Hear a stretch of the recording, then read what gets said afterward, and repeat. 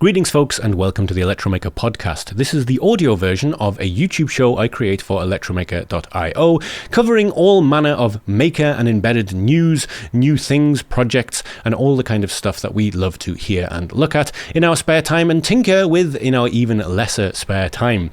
This week's show is a really interesting mix of new things and incredible feats of engineering. So Raspberry Pi have launched their own branded SSDs, which is something I think a lot of people saw coming. They have the SSD HAT, and now you can buy them as one as a kit for quite a low price. We'll also be talking about another Raspberry Pi hat called the ReSpeaker, which is a dual microphone array hat for positioning, AI, and voice assistance. So you can basically create your own offline voice assistant and using a little bit of creative coding, work out the direction a voice is coming from, use wake words, even cancel out music that is playing to get that effect that when you speak to an Alexa across a room playing loud music, it can still hear you. We have new offerings from Nordic. The nRF54L series is out, which is going to basically replace the nRF52 series. It's an incredible feat. It's a very cheap chip. It's way more powerful than the nRF52 series, but uses even less power draw and has a couple of nice extra features on top of it. I think that's everything for the start of this show. No, how could I possibly forget? Someone ported Quake to an Arduino Nano Matter board. Now, if I sound slightly overly excited, it's for two reasons. One, Quake was my absolute favourite game growing up, and two, they've managed to port it to a board with less RAM than the Game Boy Advance, and using pretty much just everything within the board itself, apart from a little bit of external flash for levels. And here's the thing, it runs better on a smart home-based MCU than it did on my PC in the 90s. That in itself is incredible. So with all of that to get through, we're going to get on with the show in just one moment. I would like to remind you that this podcast has no sponsors. We just have the Electromaker store at electromaker.io/shop. You can find anything that you might want for a project, anything you might want to buy someone as a gift who's just getting into it as a hobby, or maybe if you need 10,000 of something for your business, do head over to the shop. You can ring one of our representatives and speak to them directly, or browse everything that we have there. It does help us a lot. But with all of that out of the way, let's start the show.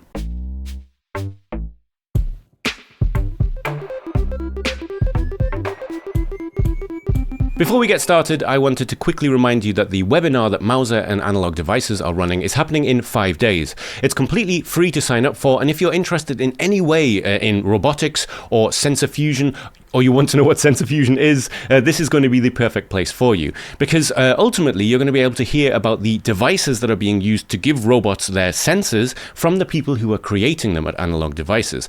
And this is something that's going to become more and more useful as time goes on, even in the hobby sphere. Sensor fusion is a word we're starting to see crop up even in hobby modules. And understanding it at a higher level, or I suppose you could call this a lower level, I always get those two things confused. Understanding it at a professional level might be a very good thing to do. And I always love these kind of webinars anyway, even when I feel like things are slightly above my head, because it really gives me a grasp of what the people who are making these things are bringing to the industry for the engineers to then make things with. And as someone who didn't end up going down that path as a career, it's still something that's very important for me to know about. And if you are in an engineering career or considering starting one, this kind of knowledge is absolutely priceless. So, to quickly reiterate, in 5 days, the webinar is happening. It is completely free. The first link under this video will be the sign-up link, and I will be there. I hope I see you. It is time to talk about our product of the week, which is the ReSpeaker hat for Raspberry Pi. Now, it says for Raspberry Pi, but essentially it's for any 40-pin Raspberry Pi compatible adapter, and it adds an array of 2 microphones with matched ADCs to a Raspberry Pi or similar kind of board. Why would you want this? Well, this is the exact hardware setup that things like Alexa and Google Home and voice assistants use to be able to determine commands over music. If you're listening to particularly loud heavy metal and you want to switch it around to listening to Enya, for example, you need a way to be able to determine the human voice over Meshuggah. But yes, we'll get onto that in just a moment. Before we do, we started a competition for the last product of the week a couple of weeks ago, and that competition closed just a couple of days ago at the time I am filming this, and it is time to announce the winner of that contest. The Cardputer is something that so many people loved, and we love it here at Electromaker, and we kind of thought people would. It's this little ESP32 based pocket computer with a battery in and buttons and everything, and it's lovely. It really is a nice thing. And even if you didn't win the contest, I just want to remind you that this thing retails an incredibly low price. It's around $30. I will check that in just a moment. So even if you didn't win this one, it's definitely something worth taking a look at. But now it is time to announce the winner. And our winner goes by the YouTube handle AaronAlder4177, who says, "This might sound dumb, but this looks like the perfect platform for a text-based adventure game, like mixing Zork with a Game Boy. It wouldn't need a big screen, and the keyboard is perfect." Aaron, that does not sound dumb, that sounds wonderful. And just a quick reminder, by the way, a long time ago, if you've been watching the channel for a while, we used to kind of try and pick a winner based on what they put as their comment. That has not been the case for a very long time. Everything that has the hashtag M5Stack gets put into a random list, and we choose a winner at random. And congratulations, Aaron, you are a winner, but I'm very glad by the sound of the project that you are making. When you do start programming that and putting it together, please do turn it into a project on the Electromaker Hub. If you're not already a member, head to electromaker.io and just click join us. It's free, takes a couple of seconds, and then you can upload the project to the Hub, and I would love to see it. And in fact, if you're happy to share the code, I will download and play your text adventure on the M5 stack that I will eventually definitely be getting. But as I mentioned, even if you didn't win a free M5 Stack cardputer, it's astonishingly cheap to get one. I find $30 for the kit that this is kind of amazing. Yes, you can get ESP32 development boards for a few dollars if you get them off AliExpress, and that's totally fine. But for everything that you're getting in here, the screen, the battery, the case with the keyboard on it, it already has a mic in it, a few other sensors attached. And this thing up here is an M5 Stamp, which is a completely separate development board in and of itself you can just pull out and use for different things. It's their smallest form factor board, which still has an ESP32S3 in it, an insanely powerful microcontroller. And it is just $29.90. So again, great way to support the show. If you would like to get one of these, do head to the Electromaker shop and get it. I'll drop a link to it below. But now it is time to move on to our product of the week for this week, the ReSpeaker. So, on to this week's product of the week, which is the Raspberry Pi 2 mics hat for Raspberry Pi. Wait a minute, the ReSpeaker 2 mics hat for Raspberry Pi. And I say Raspberry Pi, it's really for any 40-pin compatible SBC or thing. And Seed Studio, who create this, in fact, give examples for the Raspberry Pi, but also for the NVIDIA Jetson Nano. So it is a widely compatible hat. And as the 2 mics in the name suggest, it has 2 mics on each side, and it also has a codec capable of streaming audio at 48 kilohertz. You can even run a speaker directly from this hat, although you want to be careful with power if you do that. You'll want to power that separately. The point is, there's a lot you can do with this, but the array of 2 microphones on top of the board is interesting in itself, because that is how home assistants can hear you, as I said earlier, when you're playing loud music. It also allows you to do a comparison of sound to do things like directional audio sensing as well. Now, there are so many things you could do with this, and if you would like the full rundown of it, of course, you can go to Robin's video, but as someone who is very preoccupied with sound, that's kind of the thing that I'm most interested in when it comes into embedded computing and any kind of single board computer or microcontroller when it comes down to it. This idea of adding comparison audio is a big thing, because if you have the comparison over the 2 microphones, then you can start to do things like sense what is being played, cancel out what is being played, and just leave what is behind. So if music is playing, you can be constantly running the buffer to see if you're picking up a wake word, and if what sounds like the music is being phase corrected, you're getting a much clearer sound of someone speaking from, say, the other side of the room.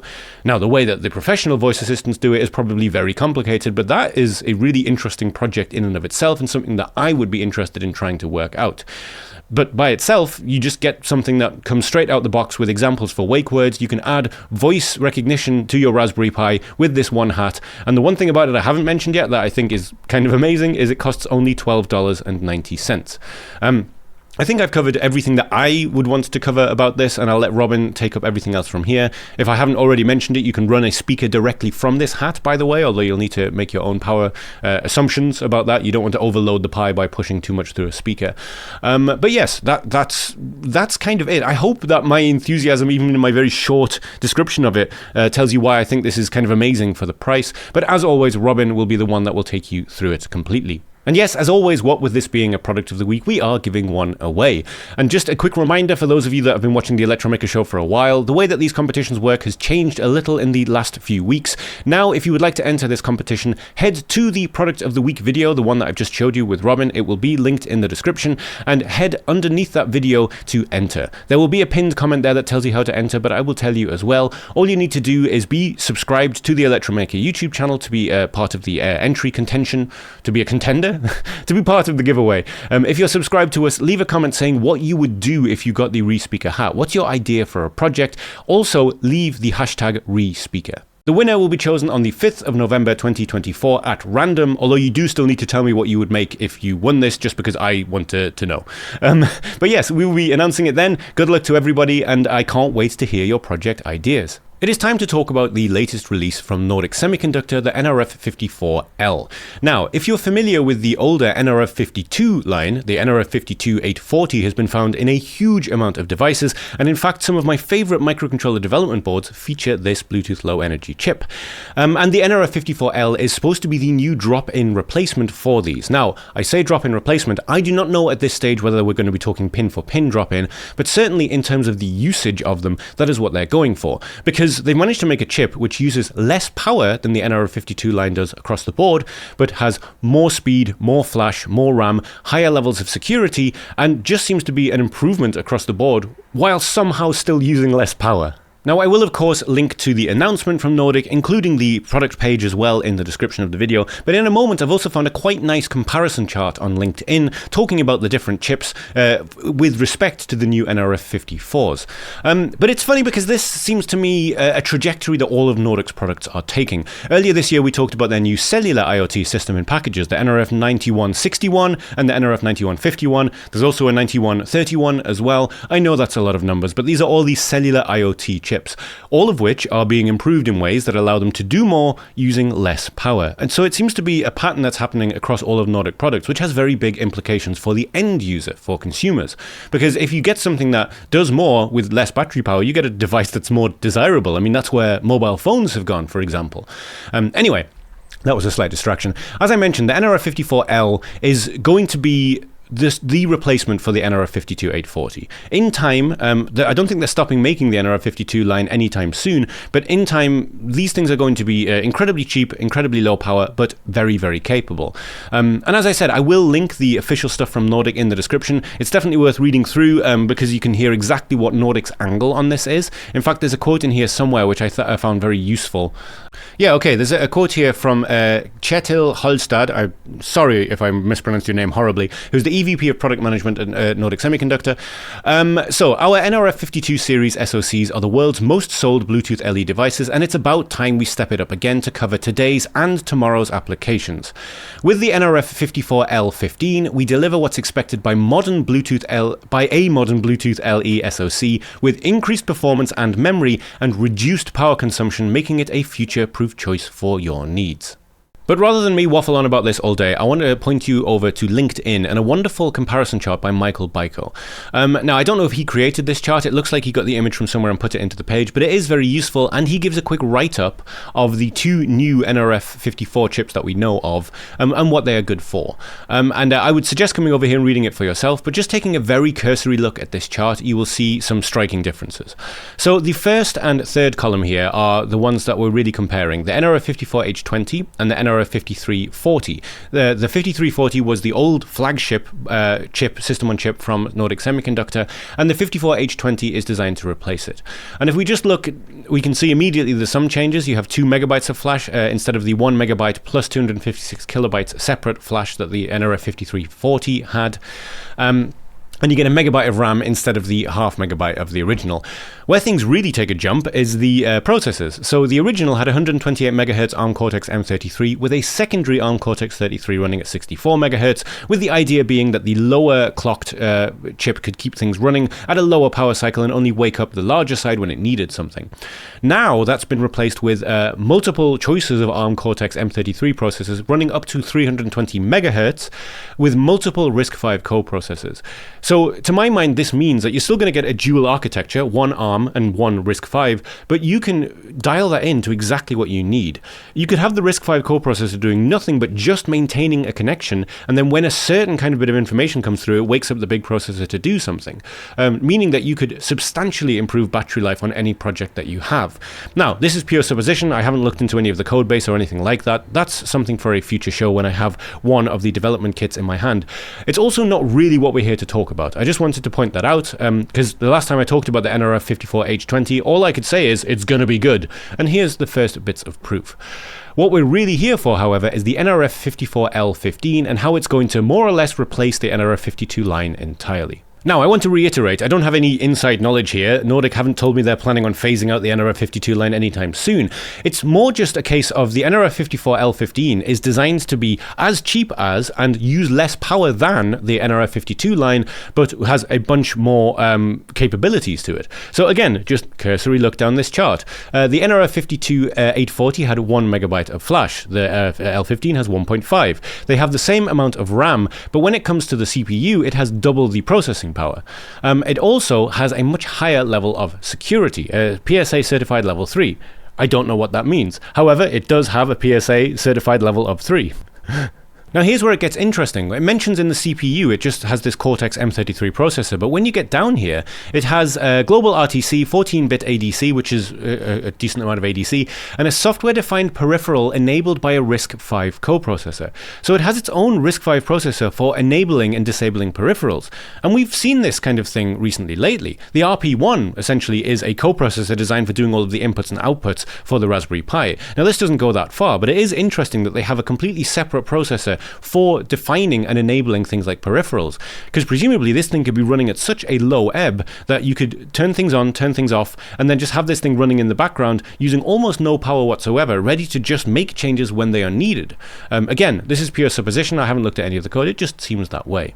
Now, I did notice one difference. That this says it has a Cortex M4 with FPU. I'm presuming if you're using an M33, you're just getting an FPU right out of the gate, but again, this is supposition. This is something I'm going to look into more when I actually have my hands on the kit or some kind of development board featuring it. As I may have said at the start of this section, the nRF52 840 appears on many of my favorite development boards, and I'm really looking forward to seeing the 54L15 come across my desk in one way or another. Now, finally, Nordic will, of course, be putting out a development kit for it. At the stage that we are talking now, it does not exist. However, I do know that it is coming, as are development kits for the nRF54H20. And when they do, I will hopefully have one in my hand and do a little bit of example code so I can show you it. Because out of all of the things that Nordic are releasing, from my personal perspective, this is the one that I am the most excited about. But of course, that is just me. I would love to know what you think.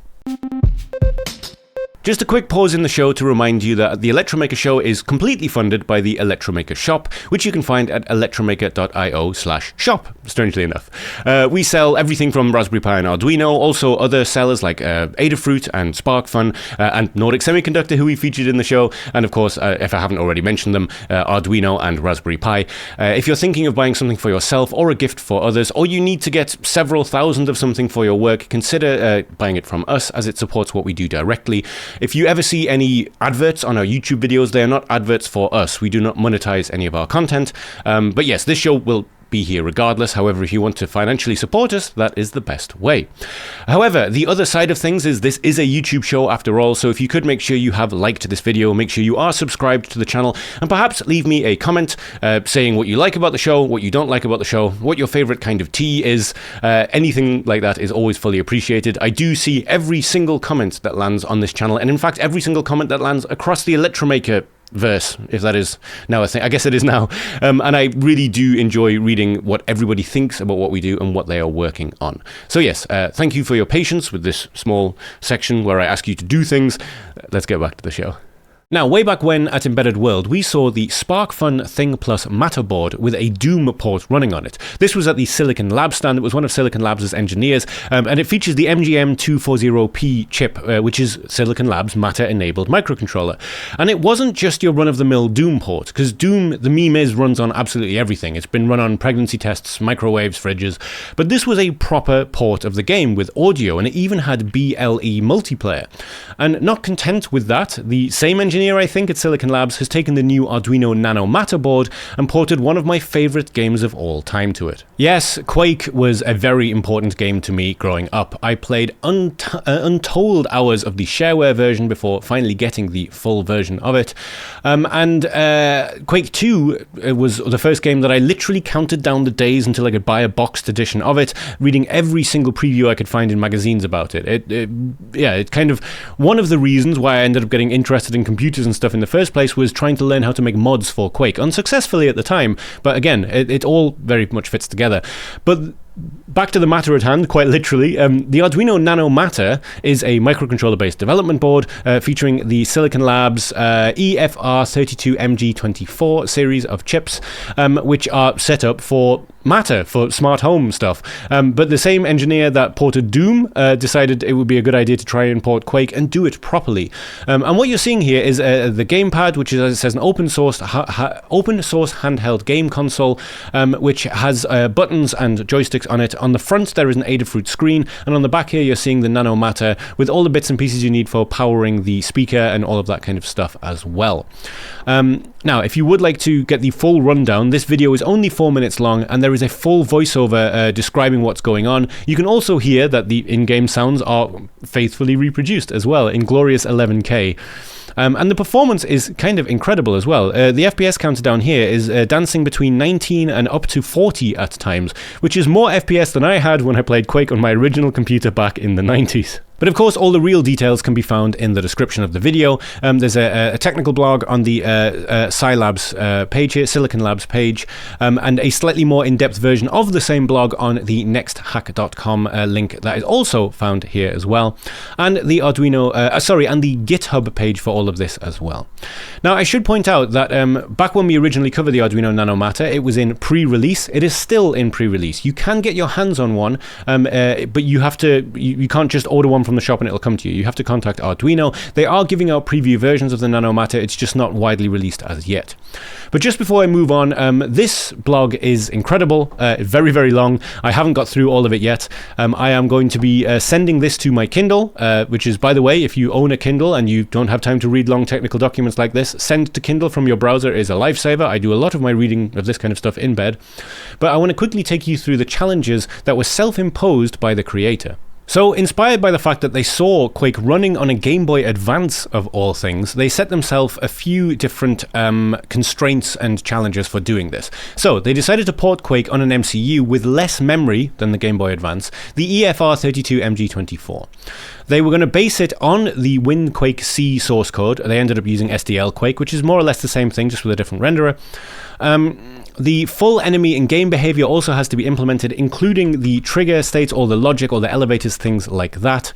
The port had to support all the shareware, including the start map where you selected the episode and difficulty, because Quake was one of the first games that I know of that you actually selected your specific difficulty by walking through different gates rather than a menu, which was a very nice idea. The full graphics engine had to be implemented, including static and dynamic lighting, Gorard shading for enemies and weapons, animated sky, underwater turbulence, MIP mapping, particles, etc. Sound was mandatory, supporting ambient, static, and dynamic sounds. It had to be at least 11025 Hz, 8-bit stereo, lovely 11K 8-bit. I really do love lower sample rate stuff like this. Is the new Roland P6 sampler. They've just released it. It has the heart and soul of the SP202 and the SP404. And one of the things I love about it is when you press sampling, you can immediately say, do you want to sample in 44K or 22K or all the way down in 11K? And it sounds wonderful. The status bar had to be the same size as default, for 48 pixels tall, with full item animation, flashing, etc. The original 320 by 200 resolution at full details with no pixel doubling. This is huge. With a default height status bar, no hardware that can offload the MCU is permitted, and no external RAM could have been added. That is an incredible level of constraints, and they've done it. Now, there were, of course, hoops to jump through and various things to think about with this, unsurprisingly. And even just the fact that a Quake level, a pack file, is too big to fit onto the board itself, so you have to have external flash for that. But as I said, that wasn't one of the constraints. They were sticking with the RAM that you get with the Silicon Labs chip on the Arduino board, and using external bits for storage and stuff like that. It is still astonishing that they managed to get this working the way that they did, because as I mentioned, in this 4-minute video, you see a lot of gameplay working in ways that you would not quite imagine Quake to work. If it looks a little bit oversaturated there, it's because he has quad damage, which is, a very easy way to kill a lot of enemies very, very quickly. But if you are interested in finding out more about this, I will link the Silicon Labs video underneath, and the write-up on it is just incredible. And if you are interested in putting something like this together yourself, if you manage to get your hands on one of the new boards, then sure, you can do this with just 276 kilobytes of RAM.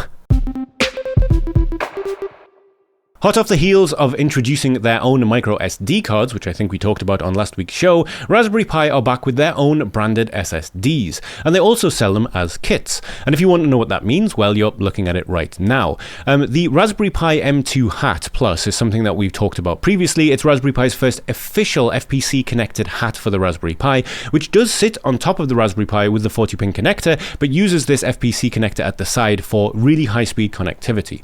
And the FPC connector itself is by far, to me, the most interesting thing about the Raspberry Pi 5. See Jeff Geeling, who recently put out a video about actually running games at 4K on the Raspberry Pi at quite low frame rates, but with a attached GPU. I'll leave a link to that one in the description. I didn't think it was worth going over on the Electromaker Show because it made a really big splash, as all of his GPU with Raspberry Pi videos do. But what we're talking about here isn't necessarily a massive attached storage drive. You could definitely use it for that, but the two variants that Raspberry Pi have created here are a 256GB NVMe drive and a 512GB NVMe drive, both of which are available alone or as kits.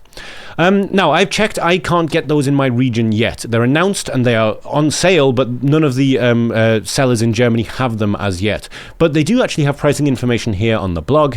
$30 for the lone 256GB drive, or $40 with the HAT included, and $45 and $55 respectively for the 512GB variant. Now, I know some of you out there will immediately be saying, but you can get SSDs for cheaper than that, and of course you can. But this is a branded SSD with a branded HAT from Raspberry Pi to put on a Raspberry Pi. So you know you're getting that compatibility right out of the gate. And if you do want to use this as your general storage for the Raspberry Pi, then it is perfect. Now, these FPC connectors are also starting to show up on a few other boards as well. So presumably there will be some cross-compatibility there. But while most Raspberry Pi HATs will work with any 40-pin connector, with this I imagine there's some special wizardry going on with the FPC connector. So this might be a Raspberry Pi HAT that's just for your Raspberry Pi. But we do now live in a situation where for under $100, you could get someone an incredibly powerful, tiny Linux computer with a HAT with an SSD attached to it, all as part of the same kit. Greetings, helicopter! I'm sure I've mentioned this on the show many times before, but I live very close to a hospital that has a helicopter pad, so we have more helicopters fly over our house than most, I think. I've got so used to it now that I only notice it when I'm speaking into the microphone and suddenly there's this shaking loud sound from outside. Anyway, as I said, I think this is a really nice move from Raspberry Pi, but whenever anything like this happens, people always have opinions about price, about cost, all this kind of stuff. I'm very interested in hearing yours. Do let me know in the comment section when it comes to your Raspberry Pi. Are you going to be going for a branded Raspberry Pi SSD, or are you going to take your chances getting a third-party one and hope there is compatibility? Is there anything I've missed here? That was our show for this week. Thank you so much for joining me, and thank you for your continued support. I will be back next week with yet another podcast. In the meantime, if you do consider heading to the Electromaker shop, that would help us out greatly. And if you do have a podcast app, do consider giving us a nice rating. But for now, I look forward to speaking to you next time. I hope you have a fun, safe, and creative week.